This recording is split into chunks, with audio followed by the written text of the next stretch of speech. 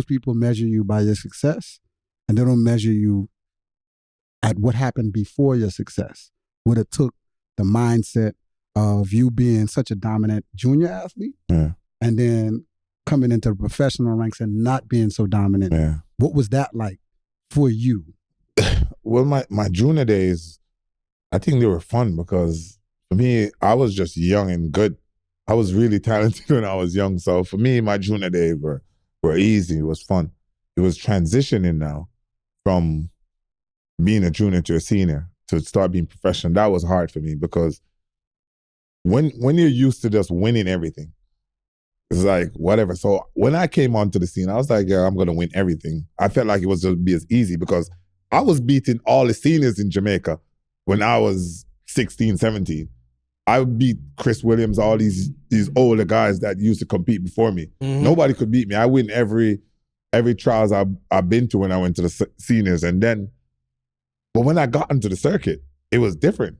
Then I met, there was time was Wallace, and I met Gay was there at the time. So everybody was just beating me.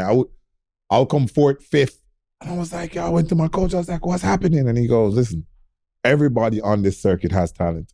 You need to understand that. It's who's going to work at their talent the most is going to be the best. You know what I mean? And that's when I started trying to do better and to work a little bit more. And I did enough, but it wasn't enough because 2007, I felt like I trained well, I did enough. But when I got to the championship and I ran against Tyson and I lost, I was like, coach, what happened? He's like, yo, you did training, but you're weak. I was still skinny. If you look at the thing, I was skinny as hell because I hated the gym. Yeah. I hated the gym. You know what I mean? So that was when it turned. Coach was like, if you want to win or you want to be the best, you got to hit the gym. And that was Mills, Coach Mills.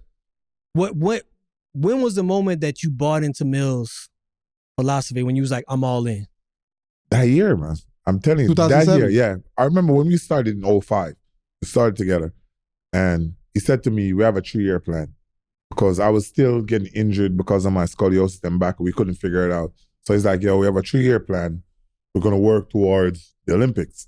I go, all right, cool. So we took our time, but I was still young, man. I was still like, I'm going to train, but I'm not going to train. I train today, I'll not train tomorrow type of vibe. But in 2007, I was like, you know what? I'm going to train. But I hated the gym, so I wouldn't go to the gym.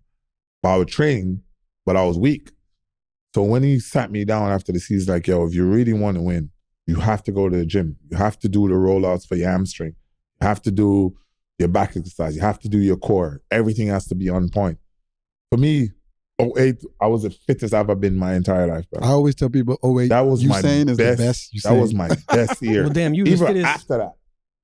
2008 was my best year, man. I was feel all in you was that the year. fittest of everybody in the world. Yeah, I was ready that year. Yeah, I was ready that year, man. Trust me. Listen, everybody always asks me, and I'm not no professional analyst, but like when they ask me like which bolt you think is the best bolt, is it 958 Bolt or 08 Bolt? I always say 08 Bolt. I said because it's more effortless. You know what I mean? I said when you watch him in the 958, he works, he knows what he's trying to do.